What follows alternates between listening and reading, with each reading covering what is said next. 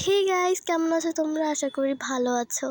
আমি ভয়েসটা সাথে দিতেছি, যার কারণে একটু ক্যাচর ম্যাচর শোনা যাবে। তো আমি এখন আমার খেলনা পাটিতে হচ্ছে মুরগির মাংস, না না না সরি সরি মিস্টেক হয়ে গিয়েছে, গরুর মাংস রান্না করব। তো কিভাবে রান্না করতেছি নিশ্চয়ই তোমরা দেখে নাও। তো একটা কড়াইয়ে আমি 1 চামচ মরিচের গুঁড়ো, মানে ওই মরিচের গুঁড়ো না, এটা হচ্ছে লাল ইটের গুঁড়ো।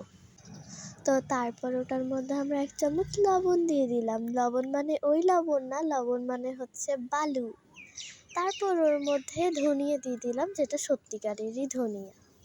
তারপর আমার মনে হলো যে আরেকটু মনে হয় মরিচের গুঁড়ো লাগবে, মানে ইটের গুঁড়ো লাগবে, লাল লাল হবে।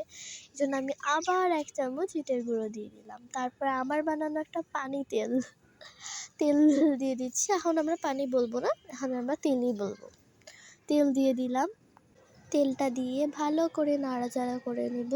নাড়াচাড়া করার পর ওখানে আমি দিয়ে দিব আমার যেই গরুর মাংসগুলো কাটা রয়েছিল সেইটা। তারপর আবার ভালো করে নাড়াচাড়া করতেই থাকবো যতক্ষণ থেকে না মিক্সড হচ্ছে।